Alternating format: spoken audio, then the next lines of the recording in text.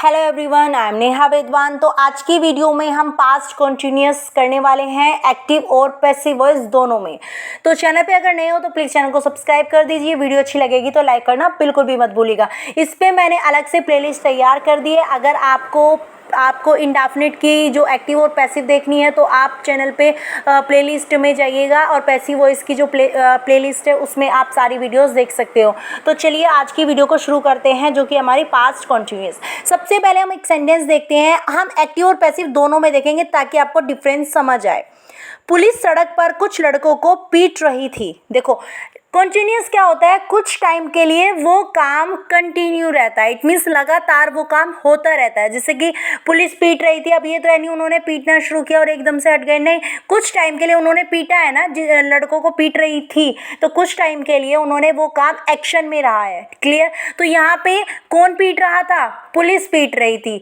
किसको पीट रही थी? कुछ लड़कों को पीट रही थी। तो यहाँ पे सब्जेक्ट भी है हमारा और ऑब्जेक्ट भी है। जो काम कर रहा है, पुलिस एक्शन में है और पुलिस क्या काम कर रही है? पीटने का काम कर रही है। किस पे ये काम हो रहा है? कुछ लड़कों पे हो रहा है। तो दोनों यहाँ पे प्रेजेंट है। इट मीन्स ये आपका एक्टिव वॉइस है।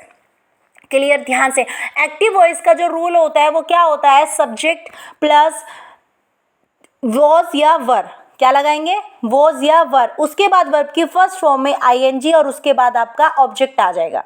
क्लियर? अब यहाँ पे ये तो है आपका एक्टिव वॉइस। तो बनाते हैं सेंटेंस को। The police were beating some boys on the road. Clear? यहाँ पे अब ये तो हो गया एक्टिव वॉइस, क्योंकि यहाँ पे पुलिस प्लूरल है तो हमने वर लगा दिया। तो the police were beating some boys on the road, ये तो हो गया आपका एक्टिव वॉइस। लेकिन अगर ये बोला जाए, अब यहाँ पे पीटा किसको जा रहा था? कुछ लड़कों को। ये जो कुछ लड़के हैं, सम बॉयज है, ये क्या? ऑब्जेक्ट है। और ऑब्जेक्ट को जब सब्जेक्ट के प्लेस पे रखा जाता है तो वो बन जाता है आपका पैसिव वॉइस। पैसिव वॉइस जब बन जाता है तो इसी के अकॉर्डिंग हम वर्ब लगाते हैं। ऑब्जेक्ट जो हमारा सब्जेक्ट प्लेस पे आएगा, इसी के अकॉर्डिंग हम वर्ब लगाएंगे। सब कुछ इसी के अकॉर्डिंग करेंगे। क्लियर? और बोला भी ऐसे ही जाएगा। इसी कुछ लड़कों को ही सबसे पहले बोला जाएगा। कुछ लड़कों को रोड पर पीटा जा रहा था। अब यहाँ पे मैंने ये नहीं बताया कौन पीट रहा था, और अगर बताना चाहते हो तो लास्ट में बाय लगा के बता सकते हो। तो ये आपका पैसिव हो जाएगा। जब ऑब्जेक्ट को सब्जेक्ट के प्लेस पे रखा जाता है वो आपका पैसिव वॉइस कहलाता है। पैसिव वॉइस का रूल देख लेते हैं। इसमें सबसे पहले ऑब्जेक्ट आ जाता है आपका। क्लियर? उसके बाद आपकी हेल्पिंग वर्ब वॉज या वर आ जाएगी। क्लियर? अब आपका यहाँ पे जो हमने ऐड करना है वो है आपका बीइंग। यहाँ पे आपको वॉज वर्ब के बाद आपको बीइंग लगा देना है। उसके बाद वर्ब की थर्ड फॉर्म लगानी है। क्लियर? पैसिव वॉइस में वर्ब की थर्ड फॉर्म का यूज करते हैं तो वर्ब की थर्ड फॉर्म आ जाएगी। उसके बाद आपका वही ऑब्जेक्ट आ जाएगा। उसके बाद अगर आप बताना चाहते हो किसके द्वारा एक काम किया गया तो बाय लगा के आप उस डूअर का नाम बता सकते हो। क्लियर? तो इस सेंटेंस को बनाते हैं। कुछ लड़कों को रोड पर पीटा जा रहा था। तो सम बॉयज, यहाँ पे ऑब्जेक्ट ले लिया ना, हम ये नहीं बता रहे किसने पीटा, पीटा जा रहा था। क्लियर? तो some boys were being beaten on the road. और लगाना चाहते हो तो बाय द पुलिस। क्लियर? यहाँ पे नेक्स्ट देखते हैं। कोई रामायण पढ़ रहा था। कोई रामायण पढ़ रहा था। जैसे कि आप जब मैं मंदिर पहुंचा तो वहाँ पे कोई रामायण पढ़ रहा था। ऐसे भी आप एक तरह से ऐसे ही तो बोलते हैं ना, जब मैं मंदिर पहुंचा ना तो वहाँ पे कोई रामायण पढ़ रहा था। When I reached the temple, someone was reading the Ramayan, है ना। तो when I reached, ये तो आपका एक सेंटेंस हो गया, नॉर्मल है। When I reached the temple, someone, अब कोई रामायण पढ़ रहा था, someone was reading। someone एक सिंगुलर की तरह ही काम करता है और इसके बाद आपको वर्ब की सिंगुलर जो फॉर्म ही लगानी है। तो someone was reading एक्टिव में है तो हम वॉज के बाद वर्ब की फर्स्ट फॉर्म में आईएनजी लगा देंगे। Someone was reading the Ramayana. अब जब मैं मंदिर पहुंची वहां रामायण पढ़ी जा रही थी। क्या पढ़ रहे थे? रामायण। अब रामायण को हमने ऑब्जेक्ट प्लेस से उठा के सब्जेक्ट प्लेस पे रख दिया। क्या पढ़ी जा रही थी? रामायण पढ़ी जा रही थी। तो रामायण, है ना, जब मैं मंदिर पहुंची वहां रामायण पढ़ी जा रही थी। क्लियर है? आप समझ आ गया होगा ना। अब ये नहीं बताया मैंने कौन पढ़ रहा था। पहले सेंटेंस में मैंने बताया था कोई पढ़ रहा था, समवन। क्लियर? तो when I reached the temple, Ramayana was being read there. Clear यहाँ पे आपको समझ आ गया। अब रामायणा आ गई, रामायणा के बाद हमने वॉज लगा दिया, उसके बाद बीइंग लगा दी, उसके बाद रीड की थर्ड फॉर्म रीड ही होती है, रीड रेड रीड। क्लियर, समझ आ गया होगा यहाँ पे देयर। नेक्स्ट देखते हैं, शिक्षक विद्यार्थियों को नहीं पढ़ा रहे थे।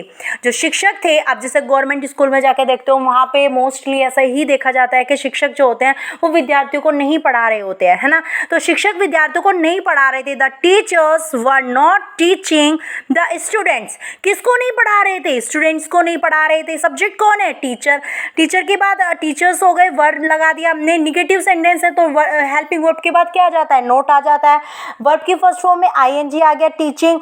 और किसको नहीं पढ़ा रहे थे? The students. क्लियर यहाँ पे। अब हमें ये जो ऑब्जेक्ट कौन है, किसको नहीं पढ़ा रहे थे? स्टूडेंट्स को। अब इन्हीं स्टूडेंट्स को हमें सब्जेक्ट प्लेस पे रखना है, हमें अपना पैसिव बनाना है। विद्यार्थियों को नहीं पढ़ाया जा रहा था। अब मैंने ये नहीं बताया किसके द्वारा, और अगर बताना चाहते हो तो लास्ट में बाय लगा के आप उस डूअर का नाम बता सकते हो। तो students were not being taught. Students बहुत सारे, तो वर लगा दिया, उसके बाद हेल्पिंग वर्ब के बाद हमने क्या लगा दिया? नॉट लगा दिया। उसके बाद हम क्या लगाएंगे, क्योंकि पैसिव बना रहे हैं, बीइंग, है ना। और बीइंग के बाद वर्ब की थर्ड फॉर्म टॉट, टीच की जो थर्ड फॉर्म होती है टॉट। तो students were not being taught. अब आप यहाँ पे लगा सकते हो किसके द्वारा? By the teachers. वैसे ज़रूरत नहीं होती है, जब हम स्पीकिंग में करते हो ना ग्रामेटिकली, तो आप जैसे आप रिटर्न में कर रहे हो तो आप बाय लगा देते हो, लेकिन स्पीकिंग में हम ये बाय का यूज़ करते ही नहीं है। बस हम यही तो बोलते हैं विद्यार्थियों को, वहाँ पे तो विद्यार्थियों को पढ़ाया ही नहीं जा रहा था, है ना। इसी तरह से आप अपनी जो हम बोलते हैं ना उसी तरह से सेंटेंसेस बनाना भी तो होता है ना, तभी तो हम स्पीकिंग कर पाएंगे। चलिए और देखते हैं। तुम उसे परेशान क्यों कर रहे थे? Why were you टीजिंग him. अब यहाँ पे जब बीच में क्वेश्चन वर्ड आ जाता है, कब, क्यों, कहाँ, कैसे, तो जब इंटरोगेटिव वर्ड कोई भी हो बीच में आ जाए तो हम सबसे पहले उसी वर्ड को रखते हैं। उसके बाद according to subject helping verb आएगी वाई। अब इसमें तुम है ना सब्जेक्ट, तो वाई वर यू।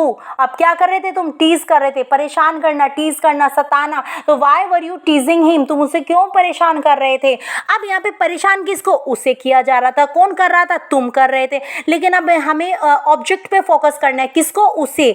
तो उसे वाई वॉज। अब उसे का यहाँ पे हिम है ऑब्जेक्ट, लेकिन जब हम ऑब्जेक्ट को सब्जेक्ट प्लेस पे लाएंगे तो हिम का सब्जेक्टिव केस क्या होता है? ही होता है। तो Y was he being teased.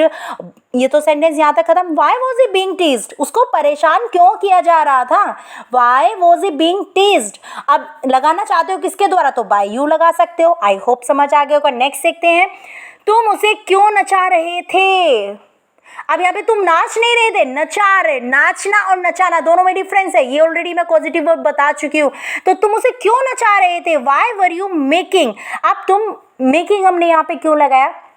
क्योंकि यहाँ पे हम कोई काम फोर्स से करा रहे हैं, है ना। तो why were you making her dance, तुम उसे क्यों नचा रहे हो? क्योंकि तुम खुद नहीं नाच रहे हो। अगर तुम खुद नाचते तो यहाँ पे डांस मेक की जगह यहाँ पे डांसिंग हो जाता।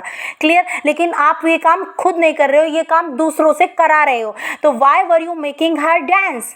अब इसी को अगर ये बोला जाए, उसे क्यों नचाया जा रहा था। अब मैंने तुम नहीं बोला कि तुम्हारे द्वारा उसे क्यों नचाया जा रहा था, मैंने बोला उसे क्यों नचाया जा रहा था भाई। Why was he being. अब हमने क्या लगा दिया? Why was he being made to dance. Clear समझ। मेड का जो पैसिव वॉज होता है टू प्लस वर्ब की फर्स्ट फॉर्म लगा देते हैं, बस इसमें यही डिफरेंस है। क्लियर यहाँ पे समझ आ गया होगा। मिलते हैं नेक्स्ट वीडियो में। Have a nice day.